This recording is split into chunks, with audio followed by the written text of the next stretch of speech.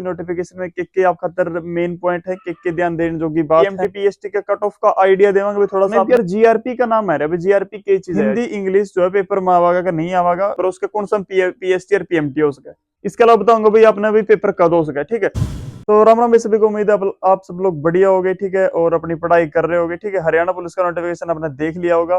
ठीक है, इस नोटिफिकेशन में आज डिटेल तो बात करेंगे। नोटिफिकेशन में के आप खातर मेन पॉइंट है के ध्यान देने जोगी बात है। इसके अलावा दो चार चीज और है भाई की सर्टिफिकेट वगैरह के बारे में बात करेंगे। ठीक है, एमटीपीएसटी के कट ऑफ का आइडिया देवांगे थोड़ा सा आपने। इसके अलावा एक चीज नहीं और देखिए यार, जीआरपी का नाम है जीआरपी के चीज है। ठीक है, जनरल रेलवे पुलिस है जो, उसके बारे में बात करेंगे भाई हो है क्या के काम है। ठीक है, और एक बात और भाई हिंदी इंग्लिश जो है पेपर में आवागा का नहीं आवागा, पढ़ना चाहिए या नहीं पढ़ना चाहिए। ठीक है, क्वालिफिकेशन सैलरी वगैरह के बारे में बात करेंगे। ठीक है, तो इस वीडियो में हर चीज जो है नोटिफिकेशन में आई है उसके बारे में कोशिश करेंगे थोड़ा सा और बारीकी से समझ सका। ठीक है, तो इस वीडियो में अपने नोटिफिकेशन के बारे में सारे डिटेल जानकारी लेवांगे। ठीक है, और वीडियो थोड़ा सा लेट भी है यार, क्योंकि दिक्कत यह है कि मेरी ड्यूटी भी हो गई, मैंने अल्टरनेट डे ड्यूटी भी करनी पड़ा है और फिर मैं अल्टरनेट डे शूट भी करूँ और टाइम काटूं, कोशिश करूं कि बच्चा के ज्यादा से ज्यादा डाउट क्लियर किए जा सके। ठीक है, टेलीग्राम पे भी आपका जवाब दे रहा हूँ, इंस्टाग्राम पे भी आपका जवाब दे रहा हूँ और यूट्यूब पे भी जो कमेंट आ रहे हैं तकरीबन कोशिश करूँ मैं ज्यादा से ज्यादा बच्चों के डाउट जो है वो दूर हो सके। ठीक है, वीडियो में आगे बढ़ने से पहले वीडियो ने लाइक जरूर कर दियो। ठीक है, शेयर कर दियो अपने दोस्तों के लिए, जिनके इन्फॉर्मेशन शेयर करनी है आपने, जो आपने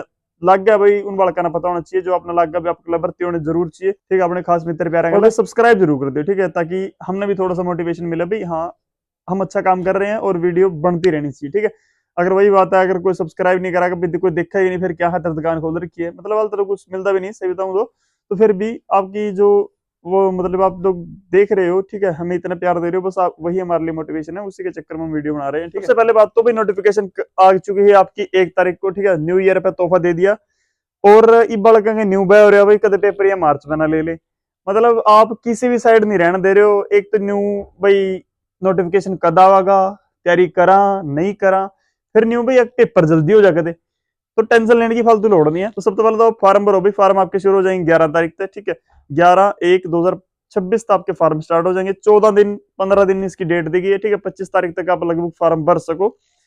इसके अलावा फीस वगैरह आपकी कुछ नहीं लगती भाई, है भाई सीटी क्वालिफाई होना चाहिए। ठीक है, मतलब सीटी क्वालिफाई इसलिए भी होना चाहिए यार, क्योंकि फिर भाई कट ऑफ लगेगी ना उसकी कुछ ना कुछ, और तो बतावेंगे भाई इतनी कट ऑफ तो ऊपर वाले पीएमटी खातर आवेंगे नहीं आवेंगे, वो डिसाइड होगा। ठीक है, इसके अलावा मेन बात आपके सर्टिफिकेट की भाई। ठीक है, सर्टिफिकेट शायद ये मतलब मेरे ख्याल से या शायद फ्रेश ही फॉर्म अप्लाई करवाएंगे, बस आपकी शायद लिंक हो जाएगा वो सीटी के गला, सीटी का जो अपना फॉर्मर था उसके गला लिंक हो जाएगा शायद, क्योंकि इन्होंने सर्टिफिकेट वगैरह की डेट दे रखी है, तो हो सका है कि आप कैटेगरी भी चेंज कर सकते हो। ठीक है, क्योंकि सर्टिफिकेट की जो डेट दे रखी है, पिछली बार सीईटी में यही दिक्कत हो गई थी ना कि बच्चे की जो कैटेगरी नहीं सेट हुई थी भाई, कैटेगरी गलत भरी गई थी क्योंकि उनके सर्टिफिकेट नहीं बन पाए। तो हो सका भाई इब यहाँ पे कैटेगरी चेंज करने का भी शायद मौका दे रहे हैं। ठीक है, सर्टिफिकेट मांग रहे हैं अगर आपके, तो हो सके भी आप कैटेगरी भी चेंज कर पाओगे। ठीक है, इसके अलावा मेन बात क्या है भाई, अगर आप बीसीबी बीसीए और ईडब्ल्यूएस का सर्टिफिकेट दे रहे हो तो वो होना चाहिए 1/4/25 तक बाद का। एक क्वेश्चन मेरे पास ये आया था कि सर मेरा जो सर्टिफिकेट है बीसीबी का वो मैंने बनवा लिया था अप्रैल का महीने में या फिर अप्रैल मई का महीने में, और जब तो फैमिली आईडी में एज मतलब फैमिली आईडी के अंदर इनकम ठीक थी और बन गया था सर्टिफिकेट। अगर अब मैं ट्राई करूं तो अब कह रहे हैं कि फैमिली आईडी में इनकम ज्यादा होगी और सर्टिफिकेट बन नहीं रहा, तो मैं क्या करूं, अप्लाई कौन से अंडर करूं।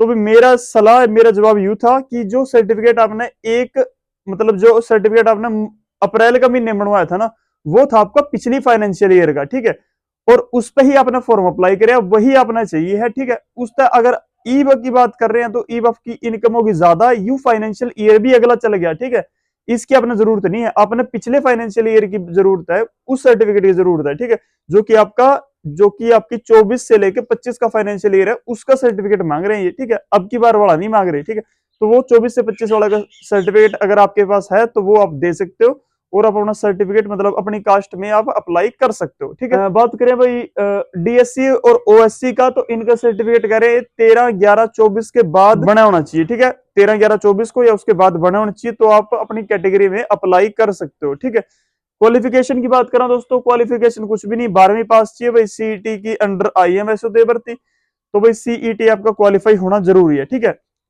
कुछ बड़का के क्वेश्चन थे भाई पिछले सीईटी वाले भी कर सकेंगे, भाई तो कर सके हैं पिछले सीईटी वाले भी, बस दिक्कत यह रहेगी कट ऑफ के अंदर आ पाने चाहिए। तो बात यह है जो पिछली सीईटी वाले बालक थे वो भी कर सके हैं, कोई चक्कर वाली बात नहीं है, बस आपका सीईटी क्वालिफाई हो और जो आप कट ऑफ के अंदर आ गए तो आप एलिजिबल हो जाओगे। उसके अलावा बात करें भाई पोस्टां की, ठीक है, वैकेंसी जो थी सरकार कही थी 6000 करांगे 7000 करांगे, पर वैकेंसी इन्होंने कर दी 5500, ठीक है।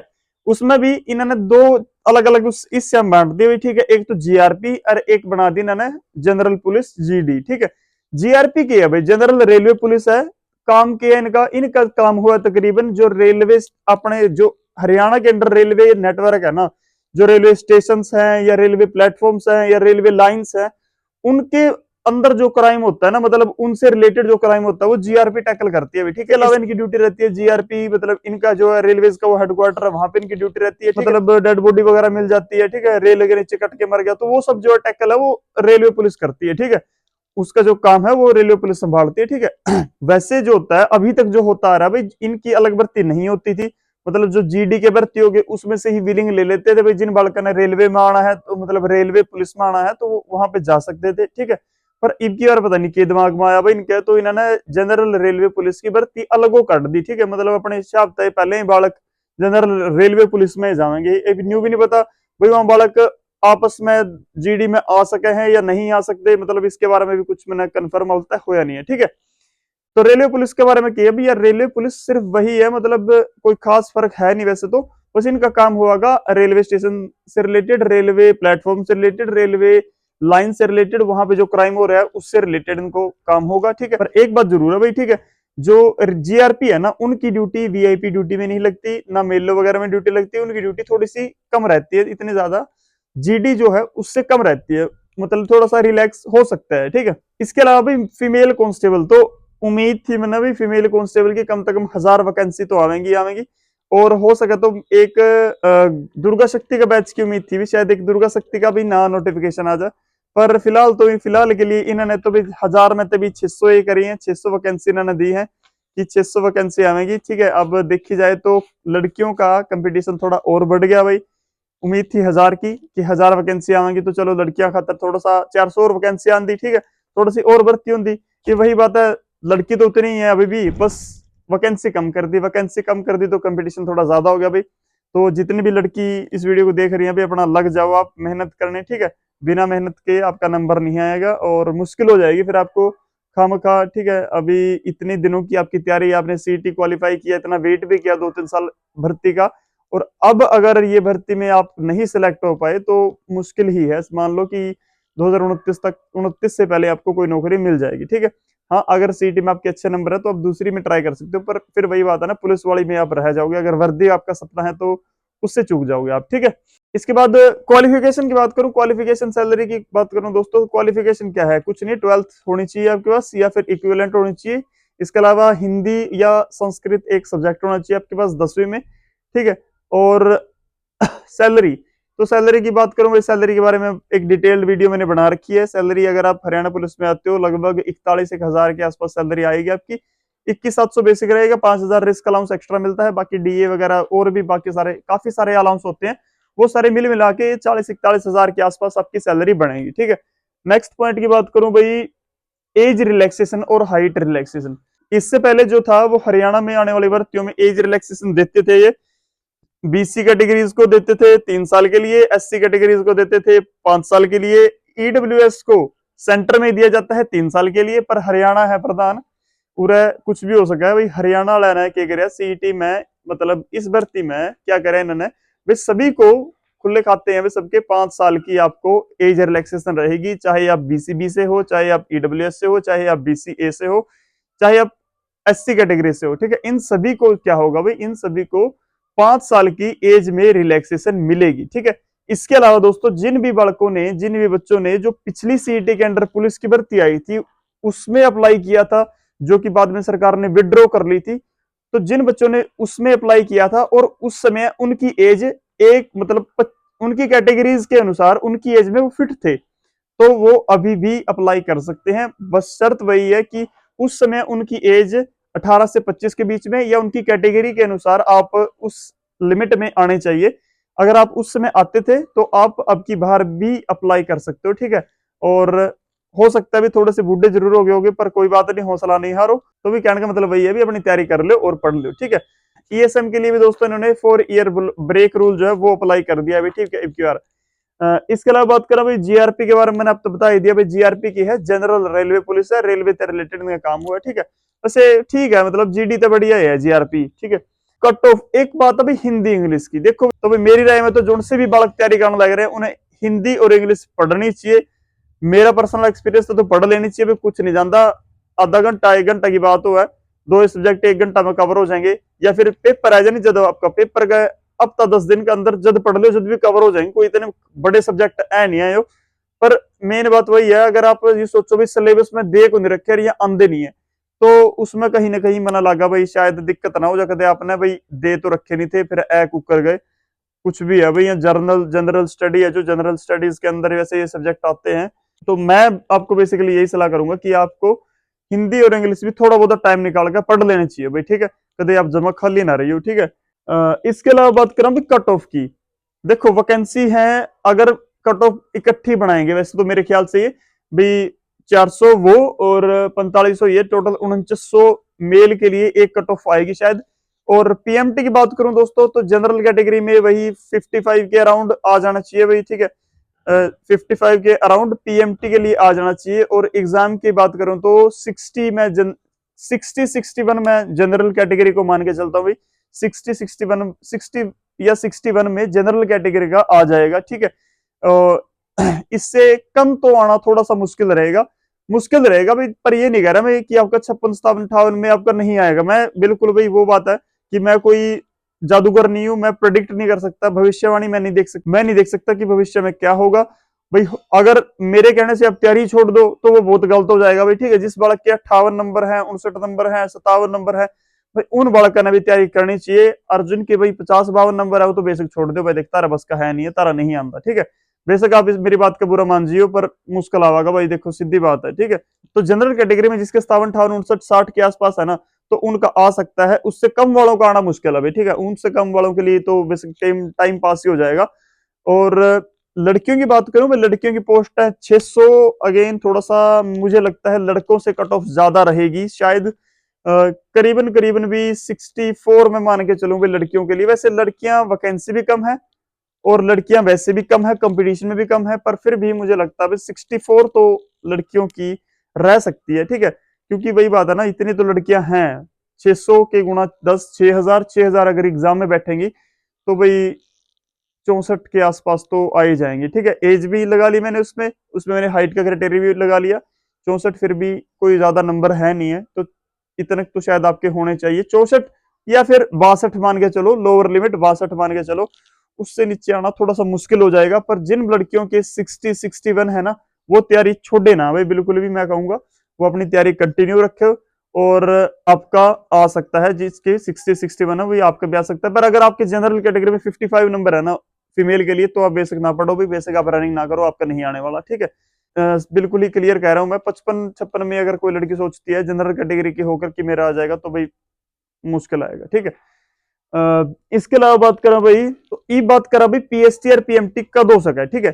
तो पीएसटी पीएमटी इन्होंने दिया 14 दिन का टाइम आता है कि 25 तारीख तक आप फॉर्म भर लो, हो सका है भाई 2 4 दिन ये टाइम ने बढ़ा भी दे, मैक्सिमम दो चार दिन, मैक्सिमम 2 4 दिन, ठीक है। अगर 2 4 दिन बढ़ा है तो मैं मान के चलता हूँ 30 तारीख तक आपके फॉर्म भरवा लेंगे। फिर ऐसा करना पॉसिबल नहीं है भाई, 30 तारीख तक फॉर्म भरवा लिए तो 15 तारीख ने आपके शॉर्ट लिस्ट करके हर पीएमटी पीएसटी बुला लिया, यह पॉसिबल नहीं है भाई, ठीक है। ये थोड़ा सा जो है वो प्रोसेस जो है वो टाइम लेती है।